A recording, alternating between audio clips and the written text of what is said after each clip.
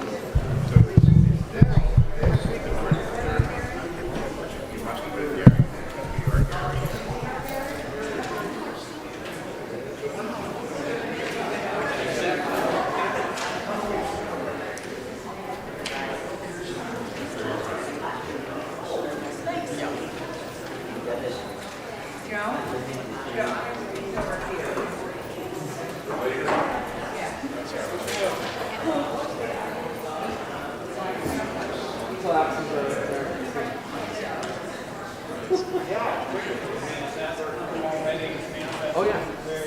Oh yeah.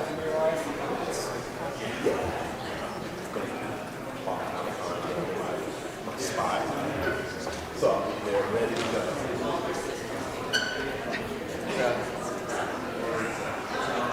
What will it be?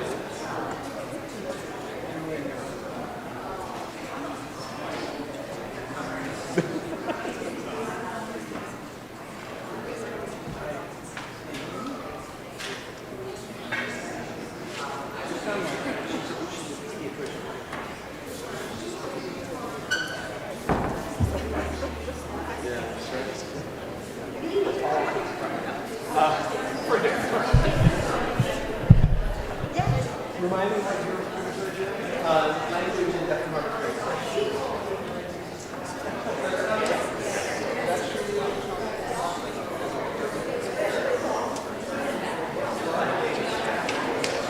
That's right. That's right. It's a raw.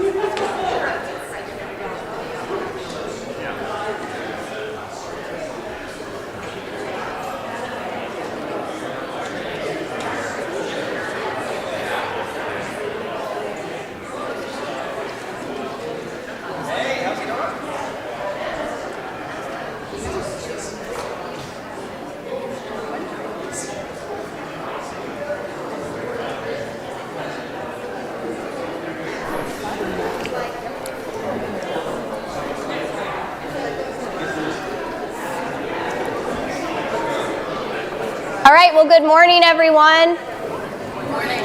It's 10 o'clock, so we're going to get started. If you got here a few minutes before we had our paper handouts, there are paper handouts in the back. If you didn't receive one, you can get a friend to grab yours, and as they continue putting them together, ushers can walk around and let you know. So whether you're looking at the paper agenda or you looked at the electronic agenda that was sent out earlier this week, we're going to start with a prayer, and then Jay will call us to order.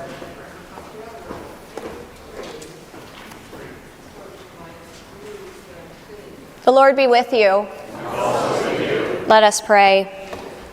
Almighty God, as we gather today to discuss the matters of our church, we humbly ask for your guidance and wisdom. Fill our hearts with your love and grant us discernment in our deliberations, that all our decisions may reflect your will and further your kingdom on earth. May we listen to one another with respect, speak with compassion, and work together in unity for the good of our community, through Jesus Christ our Lord. Amen.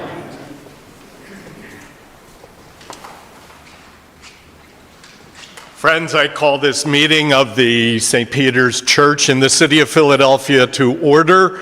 I declare that we have a quorum because our stated approach is that those who are present, who are eligible to vote, constitute a quorum. That being said, I'll also let you know, you can see from the agenda, we have a large number of items that we need to cover. So folks will be moving at pace. Be aware of that there may not be times to react to everything or to ask questions of each and every report. The main purposes of a parish business meeting here at St. Peter's are the election of our vestry members who will begin their term immediately following their election, and also any other business that may be presented before the body. So with that, Reverend Sarah, I know that you have our Life Together presentation.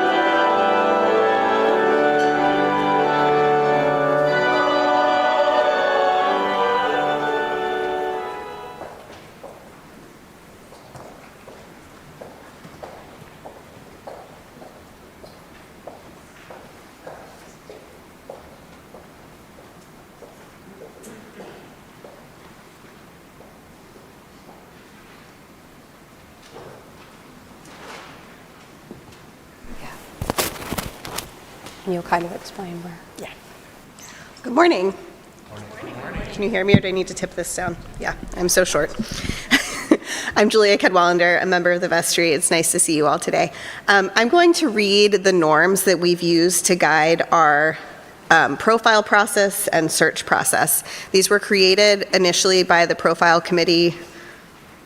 I don't remember how long ago, but we use them as a profile committee to begin each meeting, and then the discernment committee and then search committee opted to use the same ones, and they have been a helpful guide for us as a way to ensure that we are taking the time that we need and being thoughtful in the process with one another and for our whole congregation.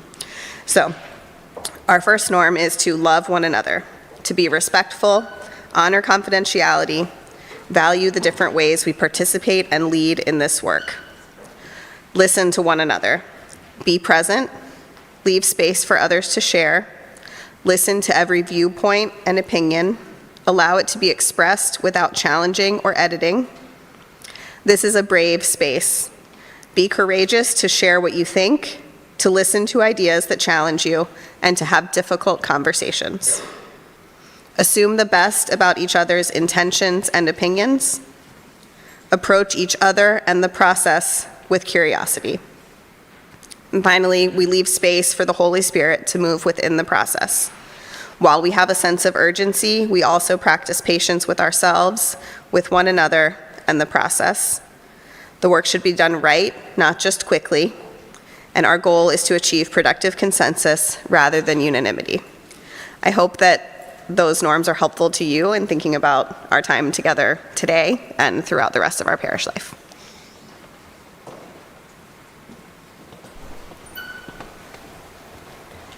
So the next main part of our agenda is the vestry updates and elections.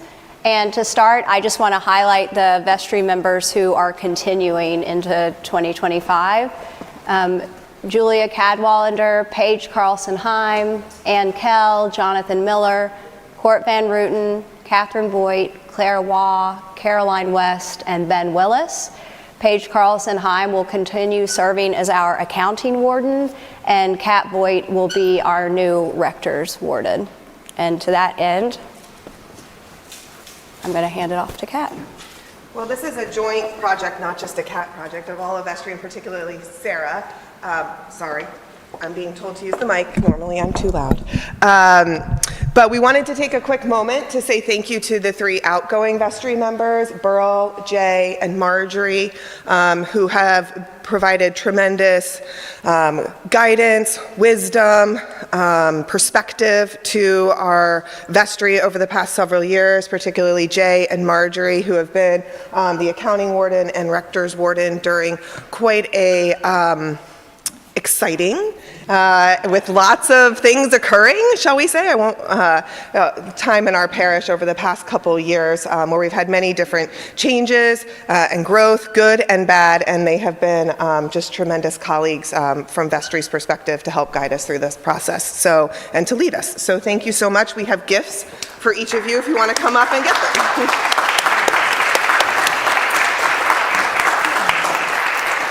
So You should. These are your. people can ask to see these afterwards, but we asked vestry members to submit a few adjectives to describe you, and there were a lot of repeats. So the top 3 got put onto a candle with your name. Cool. And then this is from me. Now that you have all of this time on your hands, I'm sure you have nothing else going on. These are each a theological book that I picked based on your interests or things I know that you're going through in your own faith life. And so I hope you enjoy those, and they're a place where you can enrich your relationship with God. Thank you. So thank you. Thank you for all you've done.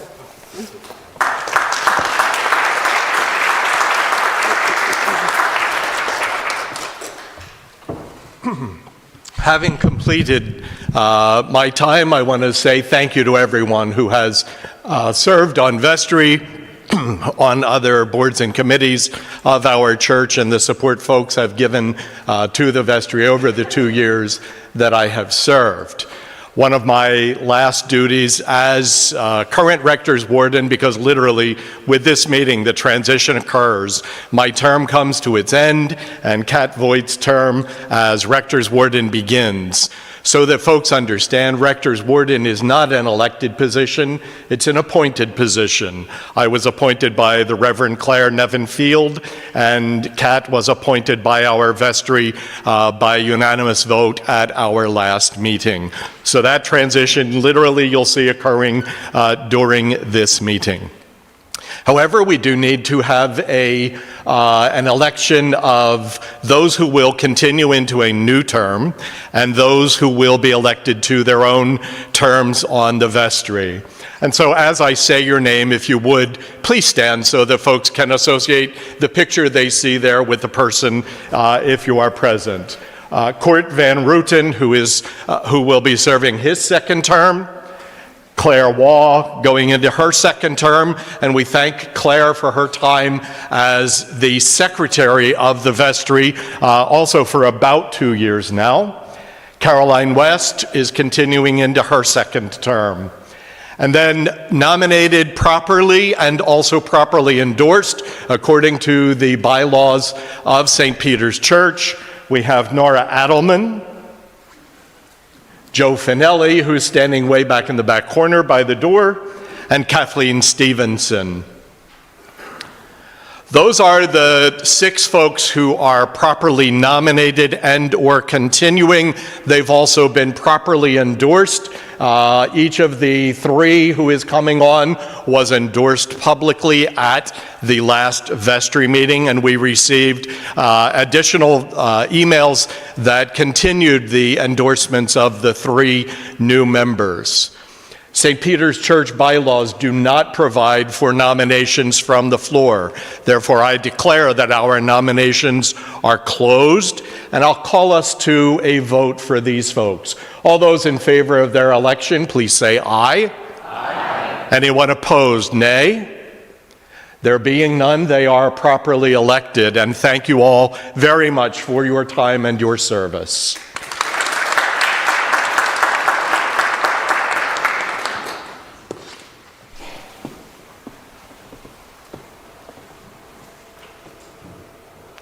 So next is stewardship and finance reports. So Laurie is going to lead us off with a quick recap of our stewardship campaign. She's also wearing our broadcast minister hat, so I just saw her. She's coming down right now.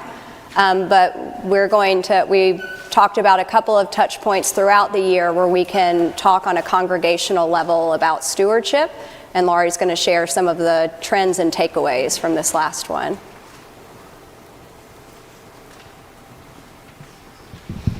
Hello, everyone. My name is Laurie Cielo. I'm the Director of Communications and Development at St. Peter's Church, and I organize our yearly stewardship campaign. As you all know, we conducted our campaign last fall, runs from about October to November, and we had a very good fundraising year this year. We received pledges from 146 individuals and households, and pledges totaled more than $430,000. So I'm out of breath from running down the stairs. A little bit of history about our stewardship campaigns. Before the COVID pandemic, so pre-2020, St. Peter's was experiencing very steady and robust growth for ages. We had sort of growing every year. Our pledges were growing every year. And our peak was in the year of 2020. We had almost 200 pledges that year. We had almost $500,000 in pledge revenue. The pandemic disrupted our services and our membership, as it did to all local churches, probably nationwide. And we saw then 3 years of declining pledges. And over the course of 3 years, from 2021 to 2024, our pledges declined overall by about 25%, and our pledge revenue declined by 17%. So that's over those 3 years. That decline stopped not this year, but last year in our 2024 pledge campaign. That year, for the first time in 3 years, we just pulled steady with the number of pledges and the number of revenue. So we did not decline in that 4th year. This year was the first year now that we saw an increase. So we had our pledge revenue increased by 5%. So this was the first year in 4 or 5 years that our pledge revenue and our pledge numbers have gone up. So that is very hopeful and encouraging to see. And we're hoping that we will continue to build on that growth next year, that the period of transition and disruption that we've seen over the last 3 years will be behind us and we can increase our growth. There were a couple other, as you see on the slide here, reasons to be really excited. I mean, our solicitation list, so the number of people that we asked to pledge, had gone up dramatically. So we are seeing a lot of new members at St. Peter's in the last couple years, a lot of new faces. And we know that it usually takes a couple years of attendance for those people to understand the culture of giving and to start giving to St. Peter's. But just the number of new members has been really encouraging. 19 people pledged for the first time in this campaign. And also, we have a lot of new members in their 20s and 30s age group in our TNT group. And we had the biggest number of participation in pledges in that group this past year, with 18 people in that group pledging. So that's very encouraging to see. So that is the stewardship report. Thank you.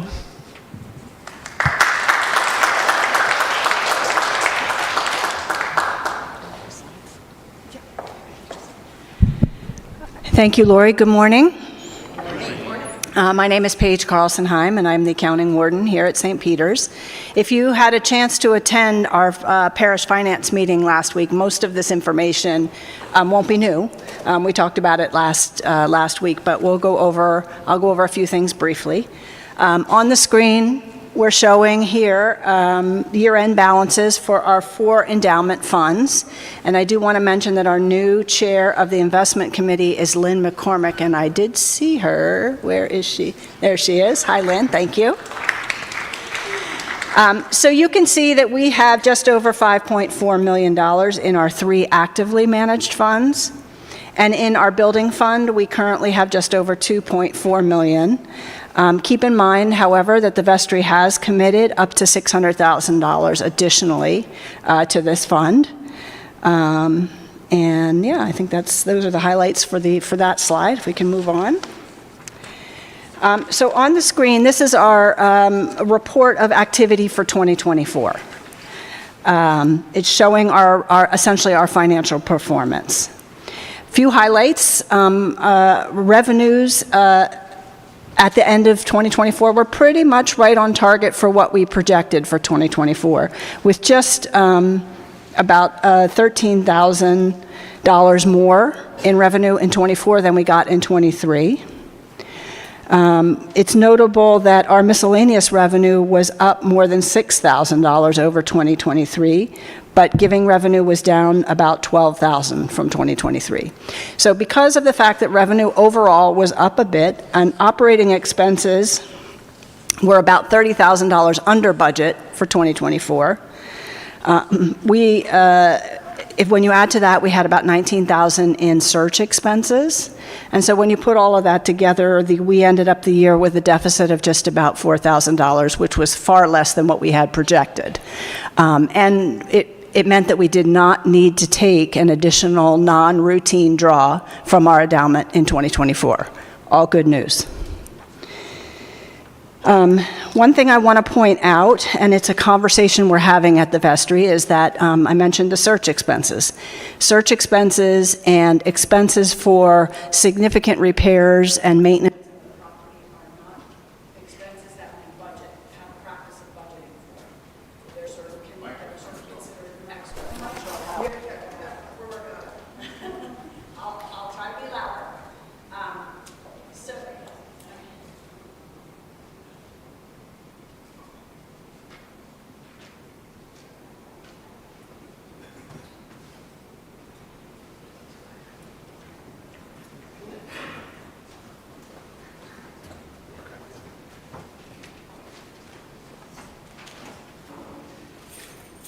So as I was trying to explain, St. Peter's has not up to this point had a practice of budgeting for search expenses or sort of significant property maintenance and repair.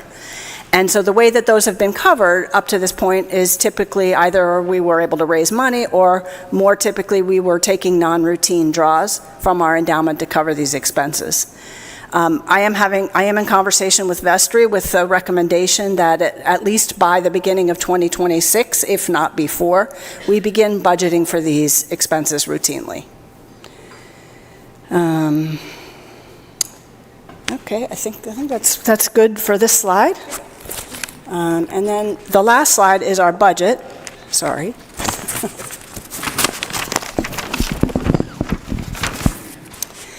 So, we are budgeting in the 2025 budget for 2 full-time clergy for the entire year. Now, we already know that it's already almost the end of February. Thank you. And we haven't yet gotten to the point where we have 2 full-time clergy. So we anticipate that we won't be spending quite as much as we've budgeted for clergy. Our budget for revenue from the rental of the parking lot does not reflect income for the entire year. That was an estimate based on what might or might not happen with our building project, but it's possible that we could see more revenue from that, but we were conservative there.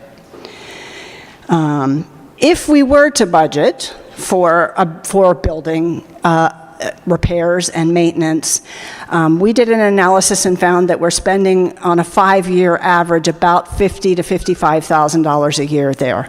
So we can anticipate that it's possible that we would have that much in additional expenses from what you see here, right? And so for these reasons, some of the savings we may realize in other budgeted items may need to be applied to expenses that are not budgeted for.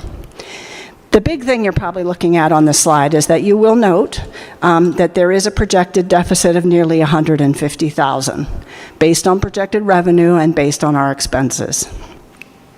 I did ask the vestry to approve the budget with this projected deficit because I do know that we have our endowments, and if we need to, we can make additional draws to cover that deficit. My hope, however, because we will not be making that draw if we don't need to. You heard me say that we did not need to do that in 2024. If we have additional revenue, if we are able to keep expenses lower, and if any one of a number of things could happen and we don't need to take those funds, we won't. But we wanted to show in full transparency, this is what the situation is as we projected it on January 1st. And I think we have a few minutes for questions if there are any. Yeah.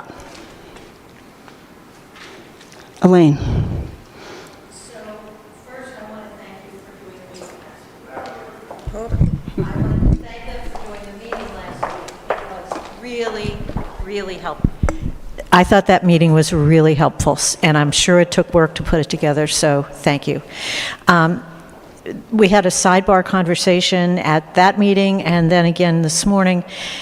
As we go forward on some of this budgeting and reporting results, if you could integrate the other funds that are not reflected here, I think that would give us a more comprehensive understanding of what's going on, because there are things that run through the music budget, through the food cupboard, all of that, they overlap with operations, and we think of them as part of the church, and they aren't reflected here. So just going forward, if you could do that. Yes, thank you for that question. So what Elaine is referring to is the fact that we do have a number of our ministries and other projects that we manage the revenues and expenses for separately. What you see on the screen is really just our operating budget. And so I heard that request. I think it's a great idea. And what we will try to be doing is on a quarterly basis to put out information about how each of those funds are doing. Okay? Other questions? Yes.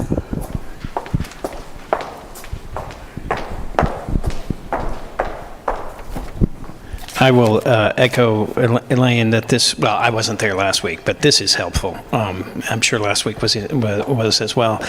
If I understood you right, at our peak, we were at about $500,000 in pledged revenue in 2020. And looking at this, it looks like if we were to get back to that, and if we were projecting the same sort of spend that we have now, we'd still be short about $70,000 or whatever.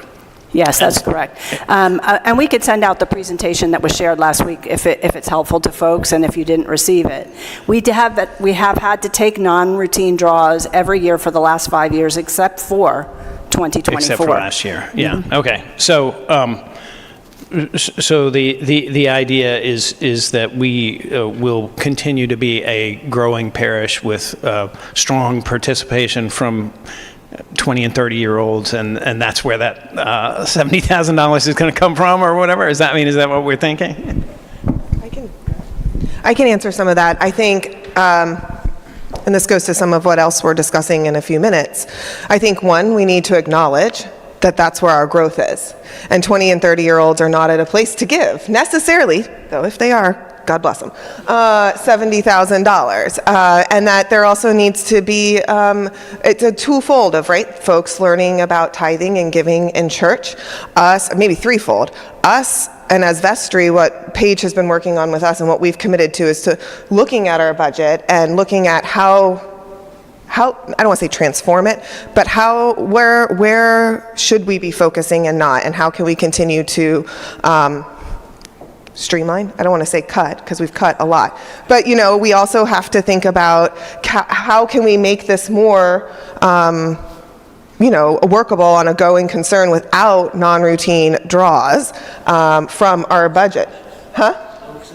Loaves and fishes, exactly. And then somebody said last week, and I would just humbly put it out to you all, that this is where we're at. And where do we get our money from to run our beloved church?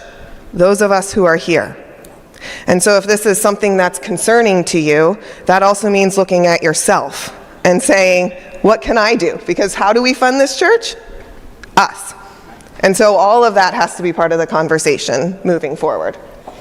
And I would just add, we're not going to turn the ship 100% around overnight, right? But I think for us, I don't assume that everybody has all of the information that we're sharing today, right? I know I didn't until, I came into this role and started really looking at it. And so I think sharing out the information on a more regular basis, we hope is helpful to all of you to understand the situation better. And I wanted to add one more thing. I think it's also part of our just changes in generations and growing, right? Some people who've given a lot maybe are now on a fixed income and can't. Some people who are younger and maybe can't give a lot, but if, that's part of being part of a community and stewarding, maybe over time they can. And just we have to be mindful and creative as we go through these shifts in who gives what. And I'll make one more plug. Could the members of the Finance Committee who are here please stand up? So I'd like to make a plug. If anybody's interested in joining the Finance Committee, we have lots of work for you and would welcome you. And thank you. Yep. Nora. You said Last time question. Yeah. No, I was calling Nora up. So our next section, I was moving on. Sorry. I was moving us on. So next we have our rector search update, which is Nora, Tina, and Jared. Which is why I was calling you up. Hello, everybody. My name is Tina Hogan, and I'm on the search committee. And since we updated you all last September, our committee has had a lot of membership transitions. We said goodbye to Jonathan Miller and Julia Cadwallander, both for family reasons. They're both still very active on the vestry. We welcomed Danny Alvarado. Danny's over there on the north side. Keith Betton and Monica Kunstler. Did I pronounce that right? Thank you. We welcome them to the committee, and they have been amazing additions. So thank you to Jonathan and Julia, and thank you to Danny, Keith, and Monica. Hello, my name is Jared Cram, and just to give you a brief update on where we are right now, we met with Canon Jane Gober. She is from the Diocesan Transitions Office. We met with her in mid-October to get names of candidates, which then led to screening written materials and sermons, a series of Zoom interviews, as well as in-person interviews with the leading candidates. We took a break during Advent and Christmas out of respect for the clergy and truthfully ourselves as well. And in the past few weeks, the committee has been conducting second interviews with a few strong candidates. Thank you. I'm Nora Adelman. It might seem like the process is taking longer than you anticipated. In reality, Jane Gober gave us the names in October. We advertised in August. So it's really been about 7 months, and Canon Gober tells us this is the way it is working these days in churches. It's mutual discernment. So both the candidates and churches want to take the necessary time to be sure it's the right fit for both, especially when families are considering moving to a new city or state. We hope to present a candidate to the vestry soon. We thank you for your prayers and ask everyone to keep praying for us and for the process. We're happy to answer questions about the process, but as you know, as we have said multiple times, we are bound by confidentiality to not share information about candidates.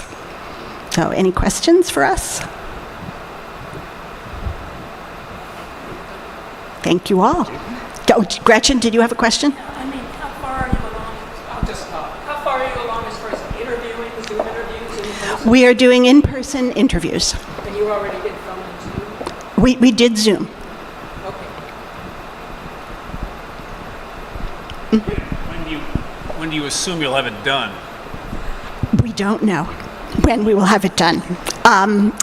We are neither dragging our feet nor rushing. We are being thoughtful and deliberative and prayerful. It is possible it'll be pretty soon.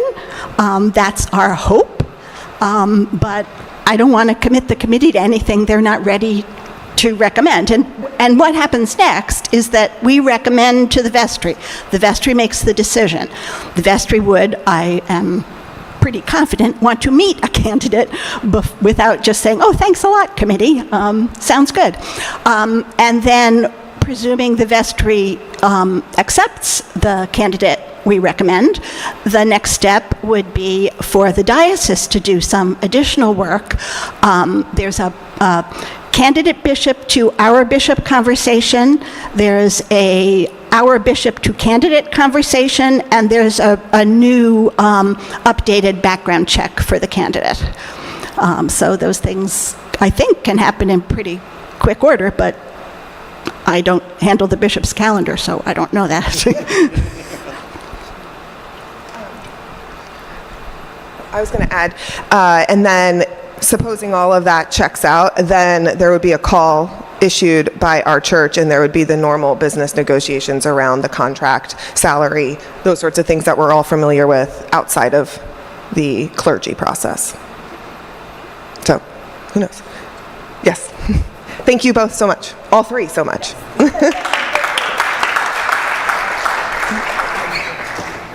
Okay, so our final update for this meeting then is perhaps what has a lot of people asking questions or wondering where we're going. But our next meeting, or our next update, is the building. So I'm going to start it off, but we have some other folks that are going to help. So as a very, very brief history for folks who are newer, and I know many people here have been here for much longer than me, so I'm honoring this is very brief. I understand that conversations around the building go much further than 2017. But in 2017, the church launched, we'll call it the most recent, current, what have you, campaign idea about building a parish house on the parking lot. Those plans for that building were put on hold in COVID because of rising costs, uncertainty. We all remember those times. Then fall of 2023 through summer of 2024, which is when we last had a public conversation or announcement like this, Vestry began brainstorming, taking up the project again, and considering different options for new space for our church together. Looking at the old plans, improvements to current buildings, smaller buildings, something with the school potentially, a variety of different ideas. We constituted a building committee. The school, St. Peter's School, reached out to us about potentially a joint project together, joint building together, and we constituted a building committee that began exploring that option in more depth. So what have we been doing since September 2024? The building committee, and I want to just shout out who is on that building committee. That is Cordelia, you can raise your hands if you want, Joe, Sarah, Reverend Sarah, Marjorie, Phil DeBon, who is one of our co-accounting, I don't think Warden, he's not on vestry, but one of the co-folks leading our finance committee, and Kate. We're part of that committee. So they had been working with the church, the school, to develop a schematic design, obtain approvals from the city and the Civic Association, look at cost estimates and budget breakdowns, potential avenues to create some sort of joint legal entity for the building between the school and us, occupancy, relationship usage, etc. At the same time, the vestry in various committees we've as a whole been receiving updates from them on those conversations. And then in various committees, we have done a deep dive financial analysis about, you've heard some of it already today, about our financial health and viability for a capital campaign. Hopefully you were all part of the Advent listening circles we conducted to hear from you all about your hopes, dreams, concerns, questions, desires for new building space. And we have been engaging with our diocese about the potential school project because they would have to approve any sale of our property and also approve the project for it to move forward. So those last three we're going to delve into a little bit more, and I'm going to do this first and then I'm going to call Caroline up. No. So first, the financial, and this is, a really high-level analysis. I would say as we go into each of these, we might hopefully have some time for questions today, but I want to name up front, this is part of a larger meeting, and we have already scheduled on the church calendar another meeting for March 9th where we can have more questions and conversation around all of what we're about to present, because we know you all might have questions and we want to hear from you and have that conversation. So first, financial analysis of those big three. You see on the screen here, and thanks to Sarah and Paige for putting it this way, green, yellow, red, right? So funds that we know are a go, that we're really certain about. I know this is tiny, but high level. So you have the building fund that Paige talked about a few minutes ago, and the $600,000 that vestry has already earmarked, for a total of just over $3 million that we know are a go. Then medium certainty funds, we have $845,000 that were pledges from the last campaign in 2017 that have yet to be filled. Doing an analysis with Lori, Paige, and the Finance Committee, they did an analysis of active members who were never asked to pledge in 2017, who are new to the church, maybe they didn't pledge before. What do we think reasonably using what's the word I want? Analyses and what's the word I want? Measuring, Estimates, thank you, that are used in large capital campaigns and financial giving, writ large, not just here. They estimate around $250,000. Modeling, that's the word I was looking for. Modeling of other capital campaigns. And then the sale of half the parking lot, if we were to proceed with the project with the school, the school so far has only been interested in being co-owners in that building, not leasing. And so we would be selling them half of our parking lot to make them co-owners of half of the building. So that would be approximately around $1.5 million. So that's $2.5 million that are yellow, right? Medium certainty funds. And then low certainty would be the sale of 313 Pine, which we estimate would net around 1.3 million, however you see the note here, and we'll talk about it a little bit more, we don't believe the diocese would approve the sale of that property. So where that leaves us is that we have, at this moment, anywhere between 600,000 that we would need to still come up with and account for this sort of project, or 4.5 million if all of this doesn't flesh out in the way we would hope. So a large gap, as Vestry is looking at this, of our available funds to create that building, which is estimated at us needing to put up around 7.5 million. It's a building of around 15 million, so our half would be 7.5. So that's where we are right now. And then added to this, I would just add the layer of, we all know what's going on in the world. We all know and have heard and read about Trump's tariffs, which seems like Groundhog Day, back to COVID, of rising costs that are hard to estimate on just building products. But, you know, adding to this kind of gap of 600 to 4.5 million that we would need to raise could be more, because we don't know what building costs are going to look like.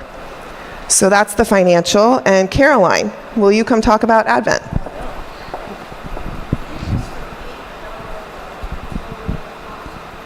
$15 million. Our half would be 7.5 of the building that was conceived and worked through and modeled this past fall. Yes. We'll come back to that. Hold that question. Thank you, Kat. Hi, everybody. Again, I'm Caroline West, a member of the vestry. Thank you so much for your vote a few minutes ago. To continue on, I'll be here a while. So, Kat, thank you for that background. And I just wanted to take a few minutes to share what the vestry learned over the past few months in talking to the congregation about the possibility of a new building project.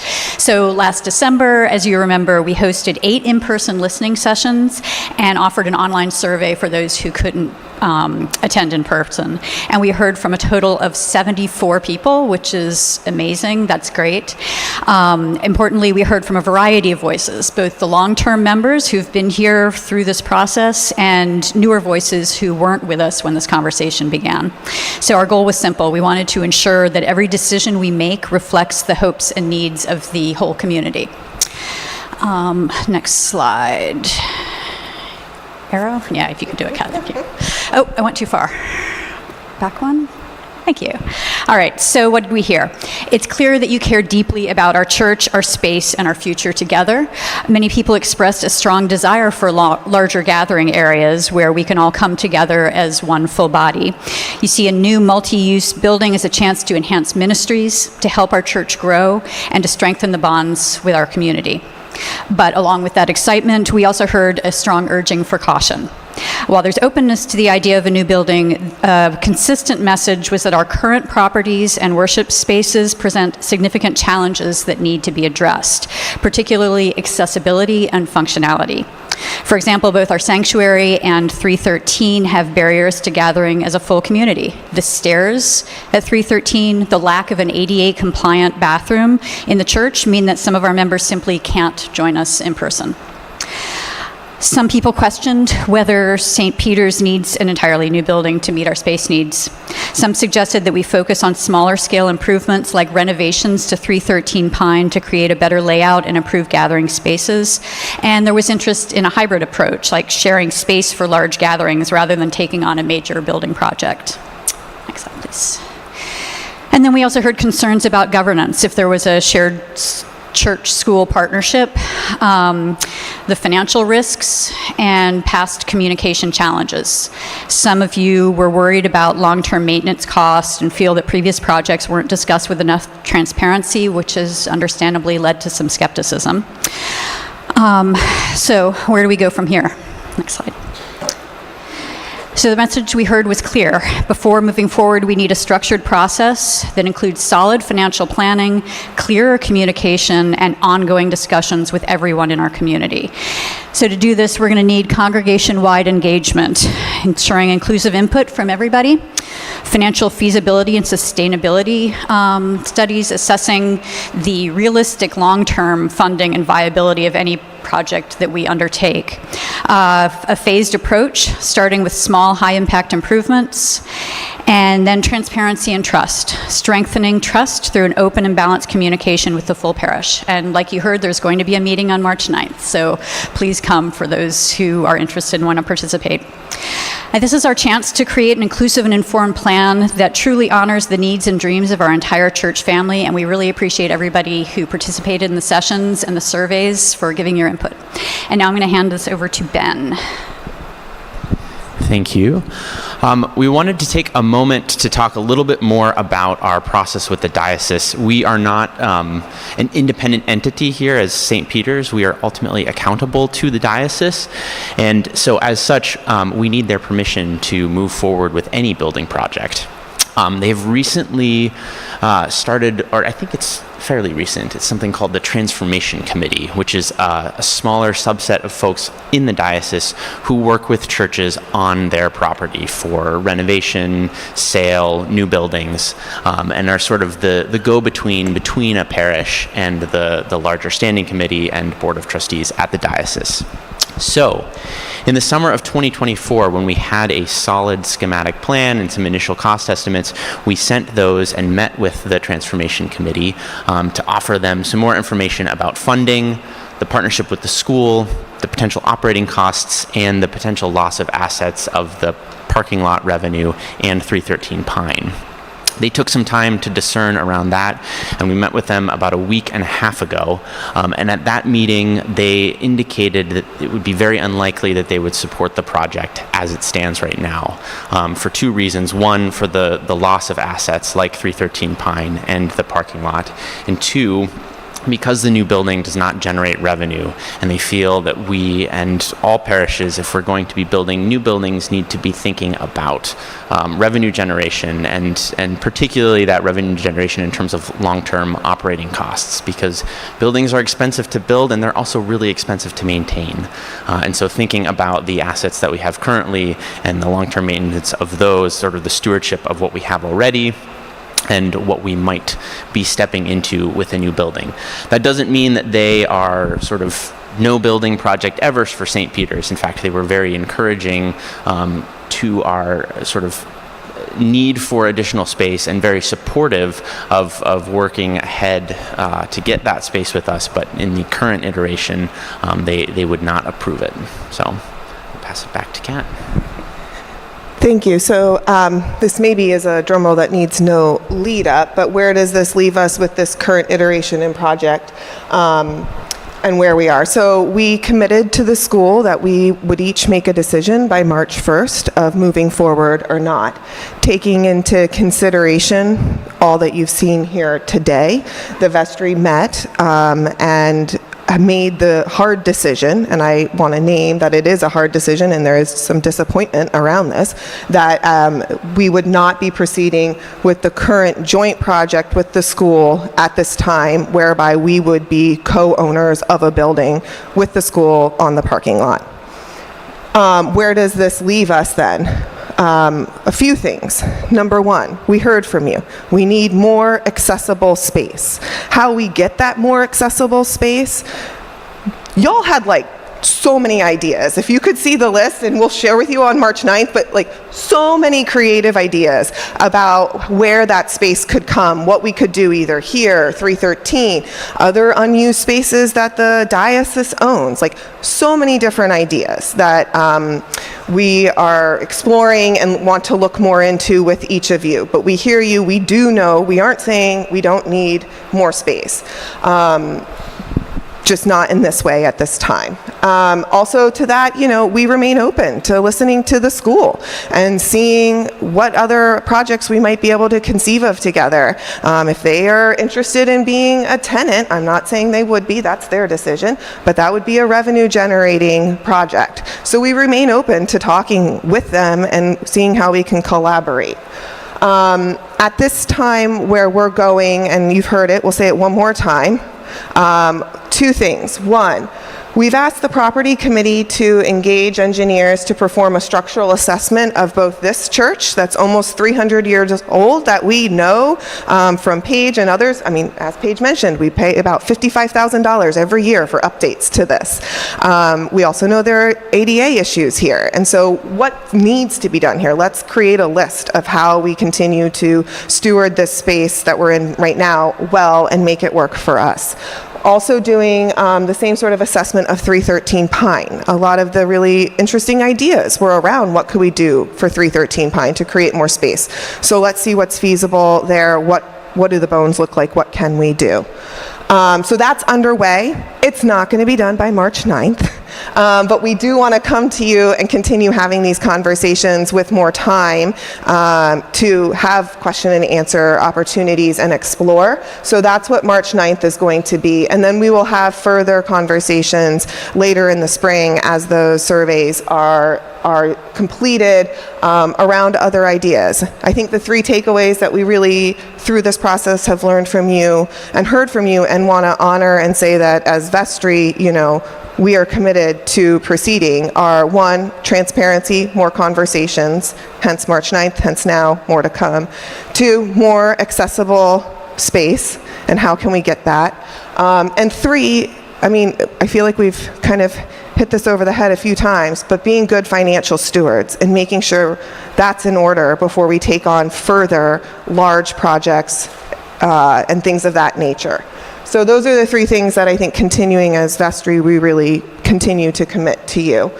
And that's the building update. And I see people coming in for church, so maybe like one question, but then I want to turn to our closing hymn. Cordelia.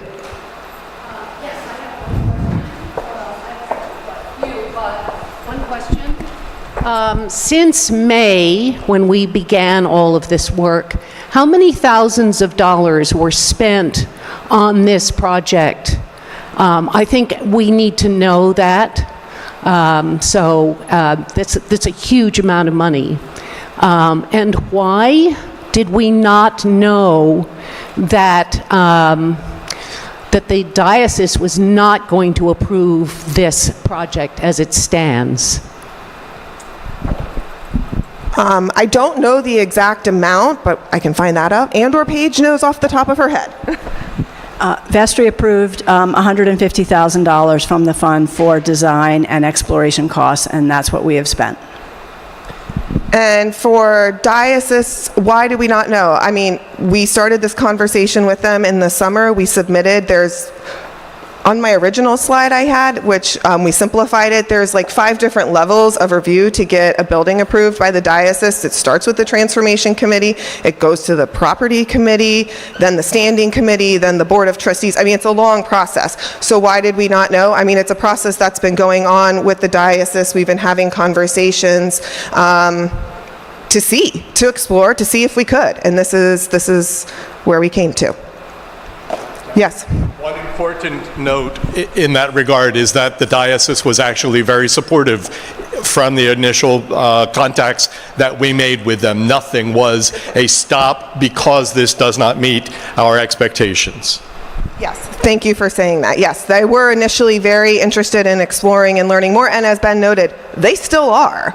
And they are willing to help, depending on the project, help fund some of it. So they still are, but not this project with this finances, without revenue or income coming from the school. Okay. There's like 5 questions, and we might not have time for all of this because people are coming in for church. If you turn around. Might it not be difficult to get a rector and hand him a piece of paper saying we need to raise all this money for a new building? The question is, might it not be difficult to get a rector saying we need to raise all this money for a new building? Fair point, is all I'll say to that. I think with that, I see Sarah coming. Sarah's going to go get ready, and people are coming in for church. So I think with that, I know we're supposed to have a final hymn, and I know there are lots of other questions, and I'm not truly trying not to cut you off, but please come on March 9th. Happy to answer your questions, but it is time. It is 5 minutes before church, and people are coming for church. So with that, our closing hymn, and I don't know, are you? Yes. 490. Derek is on. 490. Thank you. And thank you all for being here.